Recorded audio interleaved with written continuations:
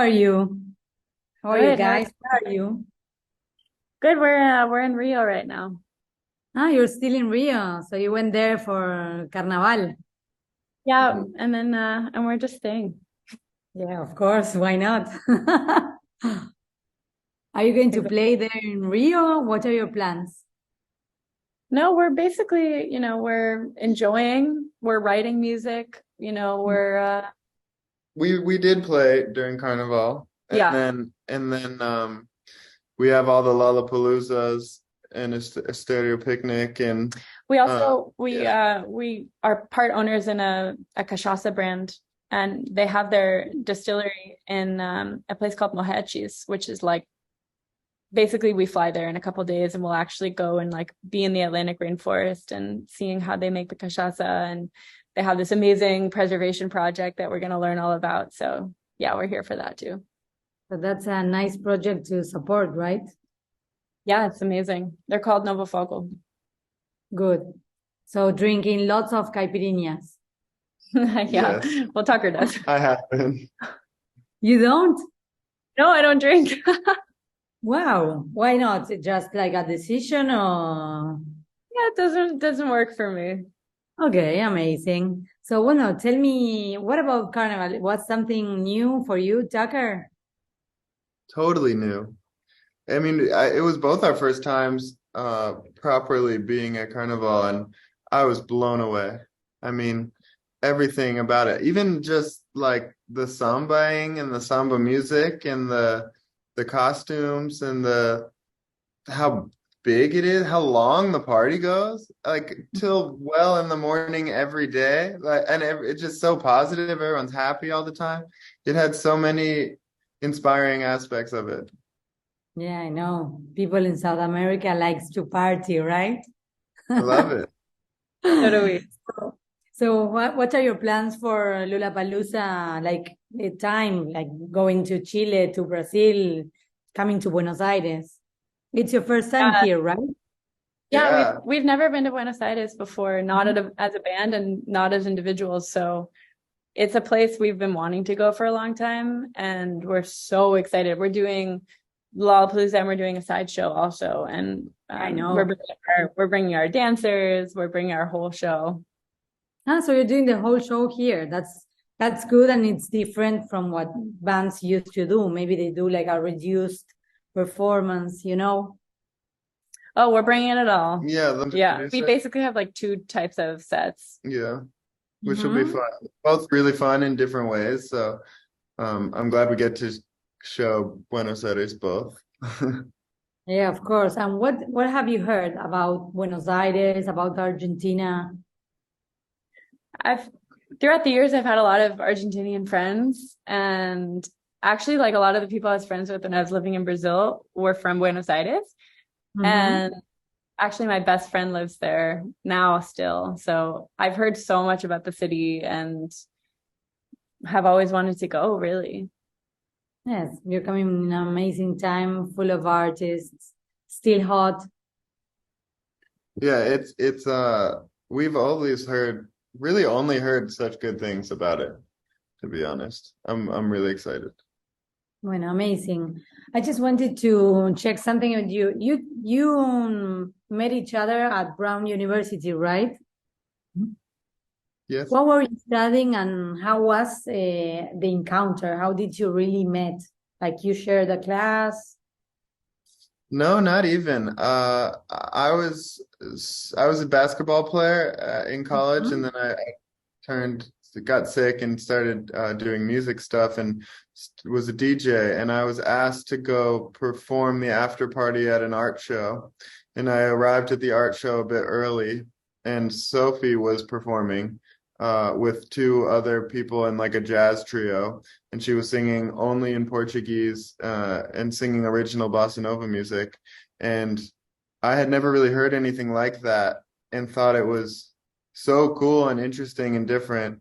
And it just like occurred to me in the moment that if I mixed that with like house music, it would be something original and different and interesting. And yeah, we met that night and we started working together the next day. Wow, Yeah. that's really good chemistry, right? Yeah, we weren't even friends at first. We just had a cool musical connection. And then it like grew into friendship as we were figuring out life. Good. And what about you? What was your, like, Sophie, what did you think when he came to you with this project? What were you doing? What kind of Brazilian music were you playing at that time? So I was playing basically like bossa nova inspired like jazz music in a jazz trio, and writing songs, and then like playing with like a drummer and a pianist. And I was studying development, international development. I was studying conflict resolution. I wasn't really thinking music would be like a career. I really liked making music. And when I met Tucker, first of all, I was like, oh my God, he's so tall, which everyone thinks right away because he's 6'7". And then I think it just felt really like obvious and natural that we would just continue to work together. But he kept having to convince me because I had other plans, and he kept being like, no, like, let's do music. And I'll be like, oh, okay. Right.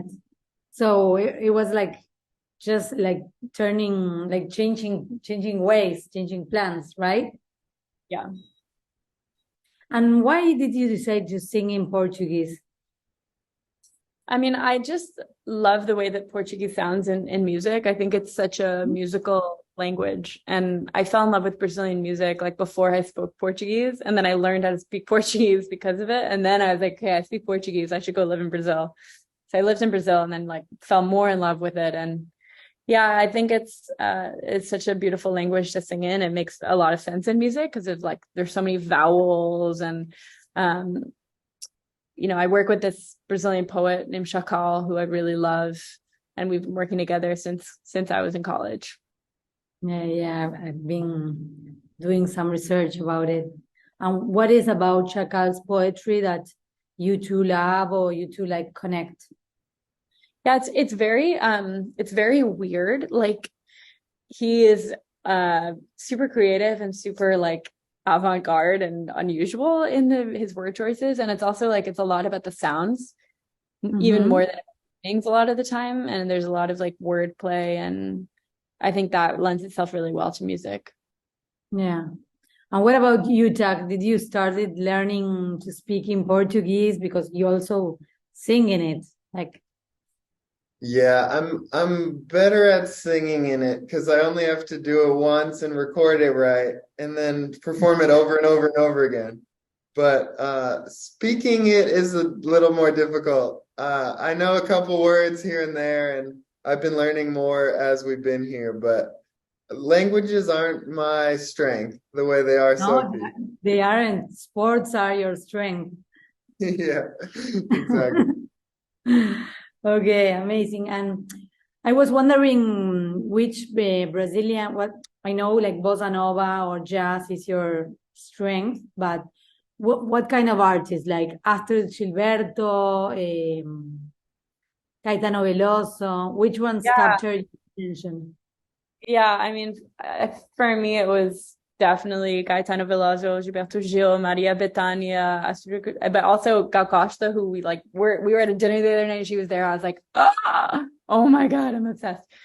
Yeah, like basically this whole group of people who were part of that first, or not, João Gilberto also, who like I remember being really attracted to the singing style because it's very like whispery and intimate, and I don't have a very loud voice, so I remember being like, oh, I could sing that type of music. Yeah, Kali Uchis, she's also like amazed by Brazilian music. She really loves them. I've been talking to her and she told me the same, that it captivates her. Yeah, it makes you really like lean in, I think. Yeah, also maybe because of it's so intimate that you need to pay attention, and also it's not easy like to get into it. It requires your attention. It's not like a pop music. Yeah, and it's also like the chord progressions are Okay. extremely Sorry? complex. Mhm. Like the chords are really complex. They're also playing the rhythm of samba music. So it's like, even if there's not drums, the rhythms are complex. Like it has just a lot of delicacy, I would say. Yeah, but using that with a DJ also is taking that to another level, right? Yeah. We try. And what about you? Which DJs or producers have inspired you on your way, like from basketball to DJing? When I started getting into, making music and DJing, I remember it was actually right around the time when Disclosure Settle came out. That album Yeah. was definitely pivotal because it was just like when a fire starts to burn. There's just these songs that were so like groovy and funky, and they weren't even proper song structures, they were just like dance tracks, but they were catchy. That definitely inspired me early on, I think. And then there was a lot of specific random songs that I remember hearing back then, like Nora I'm Pure, Come With Me was like a track that it was so simple and repetitive, but it felt so good. And I just remember being like, how can something so simple and repetitive be so life-changing? And yeah, it was a cool time in dance music and for me and like discovering things. Yeah, of course. Also, there's a connection between your music and what you mentioned about Disclosure, because there's the EDM part, but there's also like the melodic side of it. Yeah. No, thanks. Yeah. I mean, they're amazing producers, so love it. And well, you were going to say something and I interrupt you. Yeah, I forget what it was. It was probably Okay, and I know there are some collaborations and featurings that are coming from your side. I've been reading about that. Can you tell me a little bit more about that? Yeah, so we just put out a song with Cascade and Deadmau5. They have a project called K5, and we're huge fans of them. I mean, actually, they made a song called I Remember together, and it's one of our favorite songs of all time. Both of us, we both agree it's like one of the best songs of all time. And there are not that many songs that we can both agree about. I know that song. It's a great song for doing sports also, for running, cycling. It's the best. Yeah, so we have a song with them called Sacrifice, and it's definitely a lot more like dramatic and emotional than a lot of the music that we make, and it has like this super dark, like techno-y drop too. But it's cool because it has this like juxtaposition between something that feels like sort of like cinematic and then something that's just like deep, dark techno.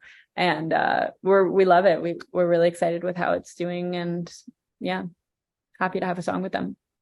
Good. And are you planning to have more featurings, or what are your plans? Yeah, we have some originals on our own that are coming, and then we also have some other collaborations that we haven't announced who it is yet, so I guess I can't really say, but there's some big artists and the songs are awesome. Are you planning maybe to collaborate with a South American artist once that you're here at Lollapalooza? Yeah, I mean, yeah, we have some originals on our own that are coming, and then we also have some other collaborations that we haven't announced who it is yet, so I guess I can't really say, but there's some big artists and the songs are awesome. Are you planning maybe to collaborate with a South American artist once that you're here at Lollapalooza? Yeah, I mean, yeah, we have some things in the works, but also, who would you say, who's a Argentinian artist you would say? With you, maybe Peces Raros. How do I say that? Peces raros, rare fish. Oh, cool. That's hilarious. Okay, got it. Saved. Thank you. Yeah.